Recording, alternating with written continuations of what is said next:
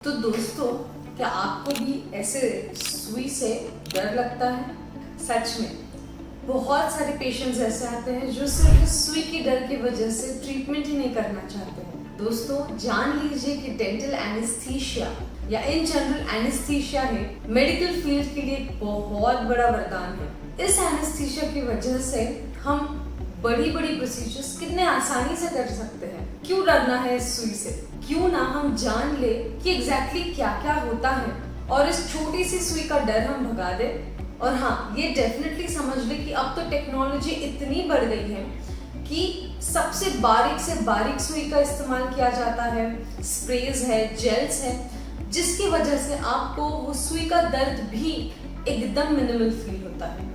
और हाँ, of course इसके बाद तो प्रोसीजर आपको समझ में भी नहीं आती है। तो आज हम जान लेते हैं कि क्यों ये डेंटल एनेस्थीसिया दिया जाता है।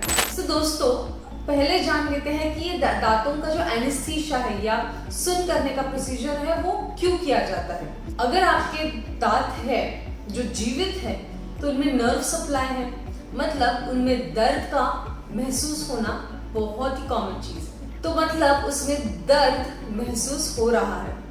अब जब ये दर्द महसूस हो रहा है तो अगर उस दर्द में हम दांत निकालेंगे या अंदर कुछ काम करेंगे या नसों को छेड़छाड़ करेंगे तो क्या होगा? ऑफ कोर्स एक्सट्रीम पेन, इतना पेन कि आप बेयर भी नहीं कर पाओगे। तो जी हाँ, इन्हीं नसों को सुन करने के लिए, इन्हीं नसों को आप समझ लीजिए शांत करने के लिए हम डेंटल एनेस्थीसिया का इस्तेमाल करते हैं। अब ये कब कब किया जाता है?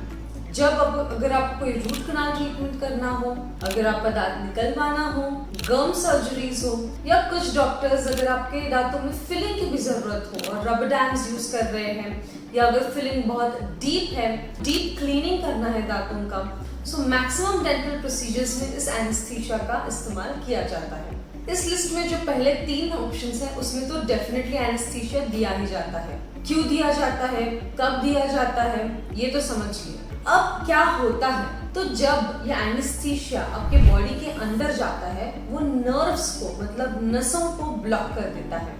तो नसों का जो पेन का, दर्द का सेंसेशन है वो बंद हो जाता है, उसका रेगुलर सेंसेशन है वो भी पूरा बंद हो जाता है।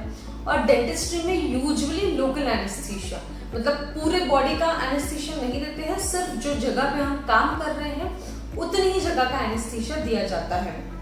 तो आपके डॉक्टर एक सिरिंज में एनेस्थीसिया को भरेंगे उस जगह पे जहाँ पे अगर नीचे वाला दांत ऑपरेट करना है तो नीचे की नसों को, ऊपर वाला दांत ऑपरेट करना है तो ऊपर के नसों को, ऐसे वो ब्लॉक कर देंगे।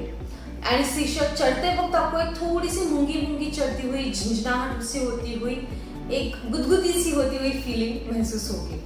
जब ये चढ़ जाता है तो आपको ऐसे लगेगा कि वो वाला एरिया जो है, स्पेशली नीचे का होठ, ये गाल सूज गया है, बट एक्चुअली कोई सूजन नहीं आती है, वो सिर्फ एनेस्थीसिया का इफेक्ट है। एक 10 से 15 मिनट में एनेस्थीसिया आपको चढ़ जाता है। फिर डॉक्टर्स अपनी प्रोसीजर बहुत ही आसानी से कर सकते हैं और करीबन 2 से 3 घंटे बाद ये एनेस्थीसिया उतर जाता है।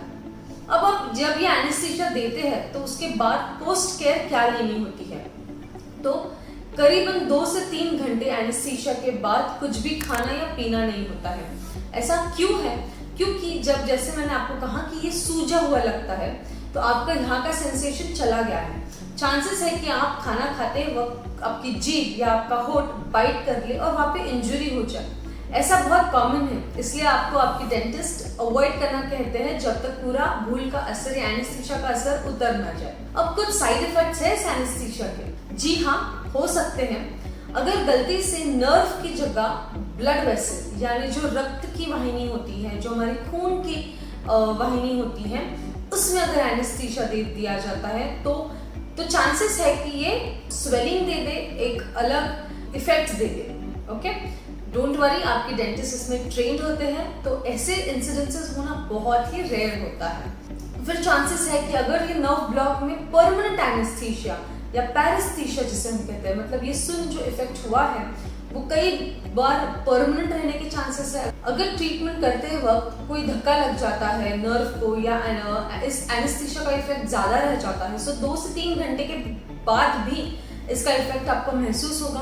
कभी कभी कुछ कुछ लोगों में इसे हम पैरेस्थीसिया कहते हैं, मतलब 2 महीने 3 महीने कभी कभी साल भर भी इसका इफेक्ट धीरे धीरे कम होने में समय लगता है। यहाँ का सुनपना चला ही गया है या पैरेस्थीसिया हुआ है, तभी हम कहते हैं कि आपको ज्यादा सावधानी बरतनी होती है। अब जो जैसे भी खाना खा रहे हैं उन चीजों में उसके इंस्ट्रक्शंस अलग से आपको दिए जाएंगे। अब कभी कभी एनेस्थीसिया लेने के बाद बहुत बार पेशेंट को चक्कर भी आते हैं, तो ये बहुत सारे अलग अलग रीजंस की वजह से है और सबसे इसका मेन रीजन है डर। क्योंकि आपको डर है तो आपका ब्रेन उस हार्मोन्स को रिलीज ही नहीं कर रहा है कि जो आपको रिलैक्स करे आपके मसल्स को। इनफैक्ट आप बहुत हाइपर मोड में चले जाते हो और आपको चक्कर आने लगते हैं। कभी कभी एनेस्थीसिया की एलर्जी भी होती है, तो आपके डॉक्टर्स एक एलर्जी पैच टेस्ट कर सकते हैं और फिर एनेस्थीसिया आपको दे सकते हैं। उसके बाद होता है पेन, मतलब एनेस्थीसिया देने के बाद भी दर्द हो रहा है, तो यहाँ पे होता है बहुत सारे इफेक्ट्स। जैसे मैंने कहा कि डर, तो बॉडी ऐसे हार्मोन से रिलीज नहीं करती है कि आप रिलैक्स हो, और इस डर में आपको बहुत ज्यादा एनेस्थीसिया लगने के चांसेस है। दूसरा होता है कि अगर दांत में कोई इन्फेक्शन है तो वो इन्फेक्शन की वजह से भी इस दांत में एनेस्थीसिया चढ़ता नहीं है। और हाँ, कभी कभी टेंडेंसी भी होती है कि एनेस्थीसिया ज्यादा देने के बाद ही दांत सुन होता है। तो दोस्तों, ये था एक क्विक एंड शॉर्ट वीडियो जहाँ पे मैंने आपको इन्फॉर्मेशन दी डेंटल एनेस्थीसिया के बारे में। आशा करती हूँ कि आपको ये वीडियो पसंद आया हो। जरूर इस वीडियो को लाइक करें, शेयर करें और मेरे इस चैनल डॉक्टर मानसी शाह को सब्सक्राइब करना ना भूलें। जी हाँ, सब्सक्राइब करें और बेल बटन का आइकॉन प्रेस कर दें। हमेशा हंसते रहे, मुस्कुराते रहे और ओरा फिट रहे। Thank you.